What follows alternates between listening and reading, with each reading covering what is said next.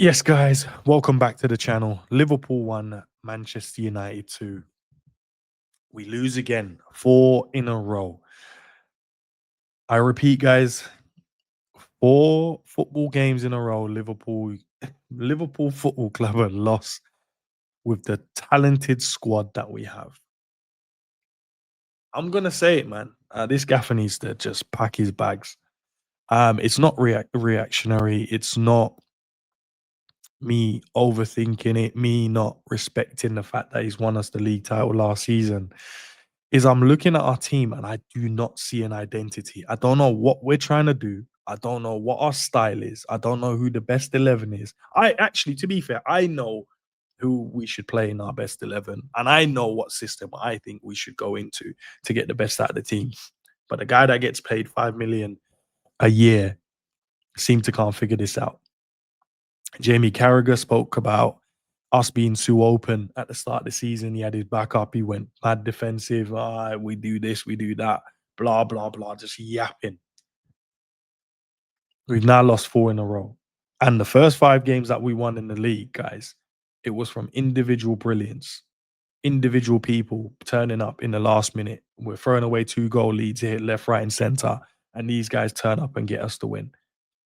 Now we don't have that. But yet you're not changing anything. You've had 2 weeks.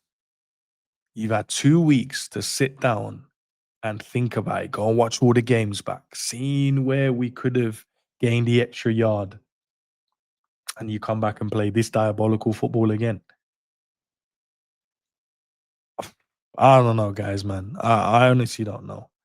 Shout out to all you guys as well, man, that's going through the same thing as being a Liverpool fan, going through this together as a team, and we're going through it as well as supporters because we're watching our team without an identity. We're watching our team with one of the best, if not 2 of the best strikers in the world currently, one of the best 10s in the world, the best left back in the league last season in the Premier League, one of the best attacking fullbacks in world football. And that's not to name the we already have in the squad. And we can't do nothing. We don't know how to string 5 to 7 passes together. Like we play 2 we to play 2 passes together and then all of a sudden everyone's panicking because they potentially could get tackled. I just don't understand it, guys. I honestly don't understand it. I want to go for a few bits with you guys. Cody Gakpo, shout out to him today. I thought he played really, really well. Unlucky to have hit the post a couple of times, but he eventually got his goal. Good work from Chiesa and Florian Wirtz to get him the goal.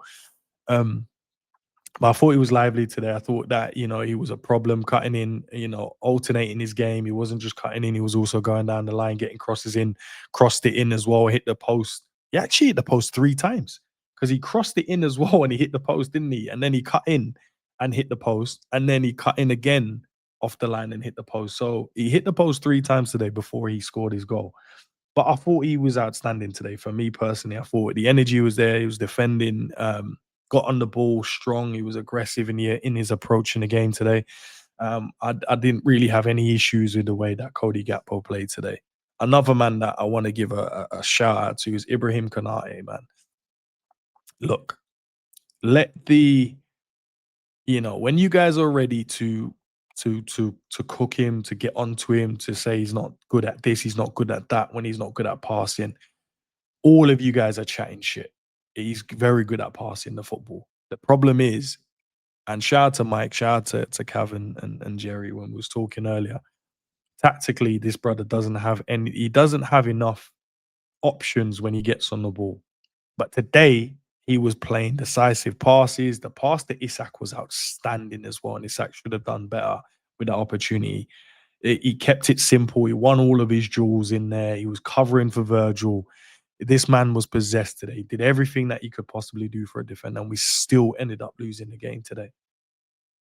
I need you guys to make sure you're singing Kanate's praises because when you're ready to tear him down when he's not had a good game, you're ready to throw him away and said his head is in Madrid and all of that nonsense. So can we please give him some praise today in that comment section? Shout Kanate today, man. You did your job today. Shout out to him, man. And you didn't deserve to be on a losing team. The reason why I got Nunes there, yeah, guys, I remember saying to you guys last season, I said, even though I wanted Isak, I didn't think we would get Ekatike, to be fair. I don't think he was on the cards. And I said, you guys can cook Nunes all you want. He's not that good. Whatever it is you guys want to say. And I still said to you guys, we don't create enough chances for our strikers. And then what in turn we then expect them to do is to score when they get the opportunity. Listen, I am not sitting here making excuses for the simple missed chances he got. I'm just talking about there's just moments in the game when he's gone 20 minutes without getting a shot, and the expectation is, oh, you got to put it away. I bring it back to the current strikers we have in our team. Isak today had a snapshot at the edge of the box, and then he had one good chance Kanate gave him where I thought he should have done better with it. I can't think of any other chances Isak got today in 80 plus minutes of football. Maybe you guys can let me know in the comment section. In 80 plus minutes of a football game, our striker had two opportunities. Ekatike came on. He picks up the ball down the left, cuts in, and drives and gets a shot away. Picks it up on the left hand side again, cuts in, shoots again. We do not create opportunities for our strikers. And when I was telling you guys this, and I was saying, nah, we don't play for strikers. We don't play for strikers. But in turn, we've gone out there and bought two of the best number nines out there in world football, two talented football players. And we're giving these guys two shots per game. And I bring you to another guy, Luis Diaz. When I said we should have kept him in the team because he offers something different. One on one cooks his player, aggressive in his attacking. Also, he helps massively in the defensive work. He works so hard for the team. But we were ready to throw him away because we didn't like his GA. And then when we broke it down and we showed that his GA is still up there, if not the best in Europe when it comes to his position, bar I think Rafinha, because Rafinha is just mad. He had a really good season. But in terms of the Premier League, he was the best left winger in there. And then you look across Europe as well. He was up there against the best as well with the goals and assists. But for some reason, some section of our fan base just wanted to throw players like this away because we go, nah, we need to see the outputs. We need to see the outputs. Everything's about output. And we're like, no, the football isn't just down to just the output. There's the tangible stuff, the things that you won't necessarily put a number to it, but if you really wanted to put a number to it, you could. The amount of times he'll track back and win the ball, the amount of times he'll get us out of tight areas with his dribbling ability, the fear factor he brought to the team. But we wanted to throw that away. And now we're looking at players going, who's gonna do it? Mo Salah ain't gonna do it. Can't dribble past no one to save his goddamn life. We had two good opportunities today. One at the back post, completely volleys it over the goal. And then the next one, the ball, great cross from Kirkes, and his brother decides to kick it past the post. This is the brother we're paying 400 grand a week for. I don't care about what you did last season. Last season is last season. The past is the past. The present is now where we're at. And in the present, we need you to perform. And if you're not going to do that, get out the team and go and find another club. Like, I'm tired of playing games with 10 men. I'm tired of it, bro. You're not going to defend. The ball comes to you and you're not holding up the ball. You're not even creating opportunities like that. You're not scoring goals. So what are you actually doing and offering in the team? Are we keeping you in there just on the hopes of you becoming good again? No, that's long. We've got other players that's willing to die, bleed, sweat for this team. But yet still we keep shoehorning you in the team, keep putting you in there. When we decided to let one of the guys go that I thought should not have been let go in Luis Diaz. We've now allowed Ruben Amorim to win 2 games back to back. Guys, look, let this sink in. Look at the record. He drew, then won, then lost, then win, then lost 3, then drew, then won, then lost, like you can see the inconsistent. This guy just loses games of football. Couldn't win a back-to-back game, but for some reason, hey, up comes Liverpool. There you go, Ruben. Have your have your 2 back-to-back games. Not only have we lost to Galatasaray, we lost to Chelsea, we lost to United, and we lost to Palace. 4 games in a row back to back. 1 goal against Chelsea, 1 goal against United, no goals against Palace, and no goals against no, we did score against Palace, didn't we? No goals against Galatasaray. This is diabolical, man.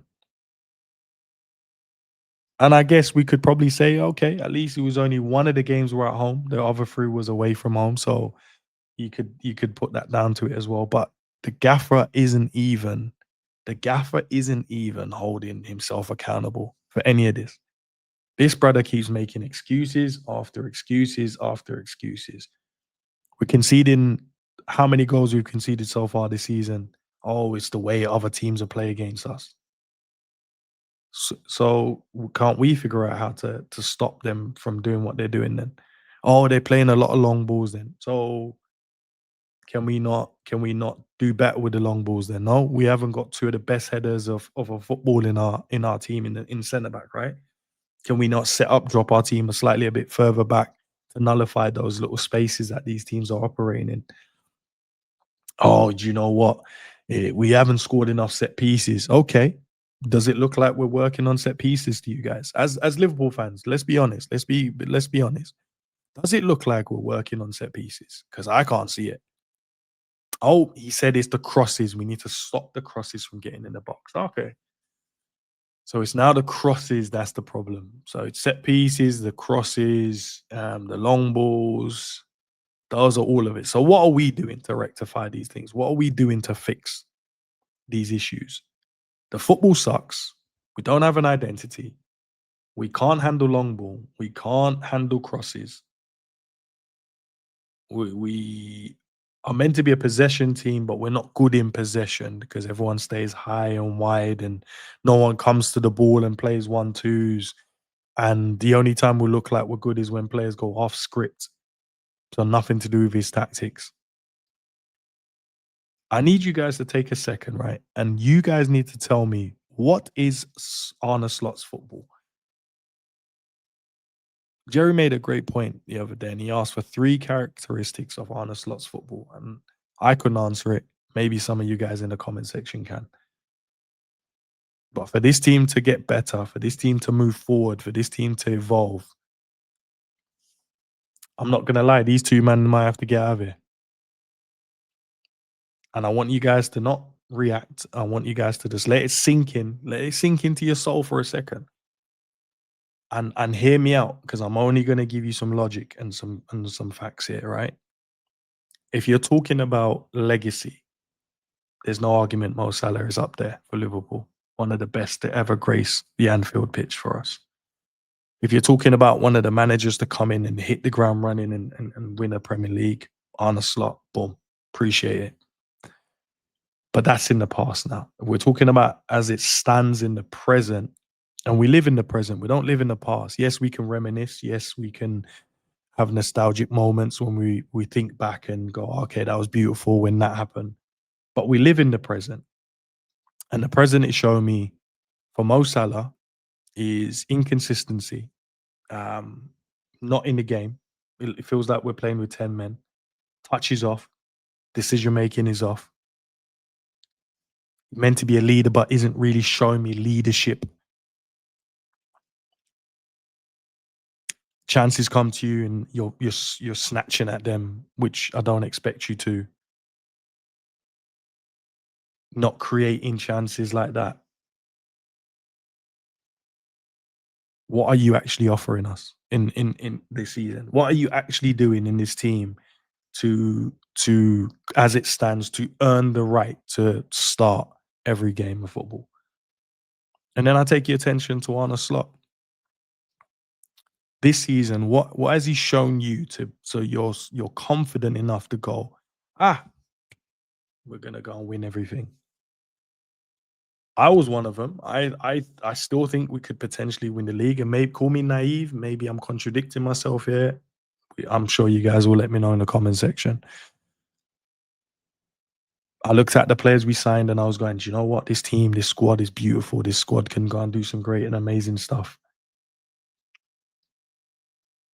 But I look at the gaffer and I go, "There's no tactics, there's no style, there's no system. You're not getting the best out of your players. You are not changing things when it's not working. You keep Mo Salah on the pitch when he's not performing. You don't stick to an 11 and see it, how it runs for a few games. And when you did do that, we went back to back games where we kept a clean sheet and we won 1-0. I don't know who our set piece takers are because it feels like everyone just has a go. And I'm just like, no, I don't think it should be like that. I don't know what the best I don't you don't know what your best 11 is.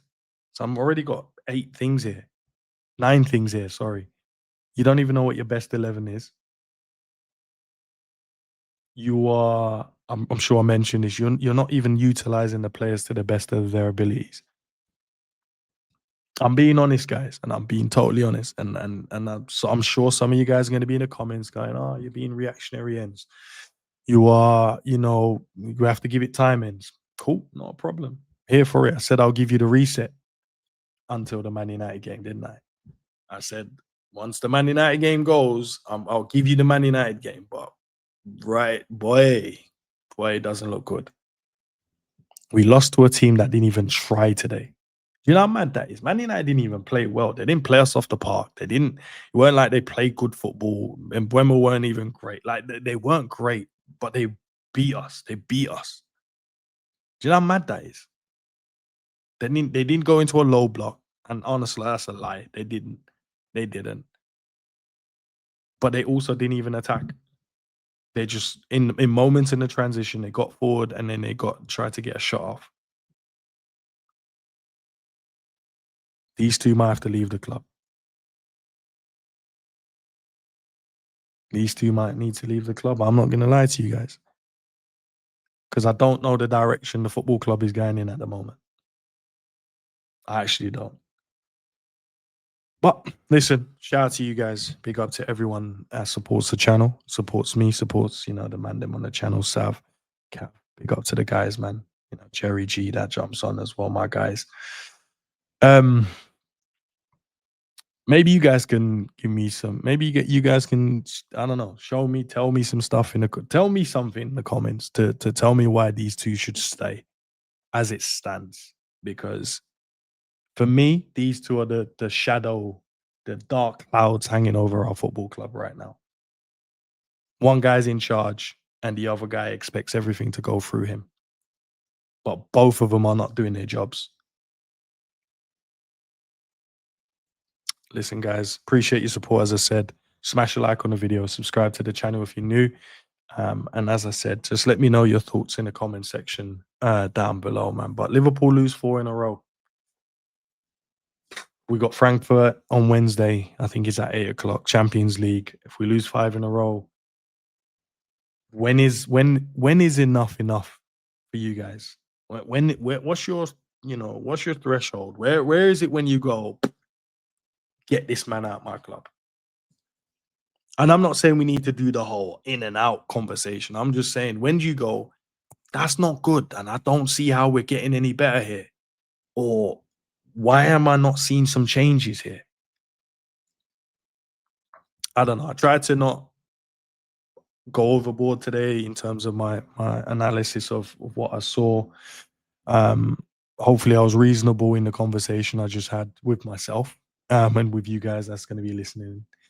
But yeah, I don't see the direction. I don't get it. I don't know. I don't know. I actually don't know. But listen, waffled for long enough. I will see what you guys say in the comment sections, and then I'll see you guys on the next video. So make sure you guys got your notification on as well, because I know a lot of you guys, for some reason, decide you don't want to put it on. I don't know why. Keep showing your support. Keep sharing these videos. Keep liking it. Do all that great stuff. Appreciate you guys as always, man. Peace out.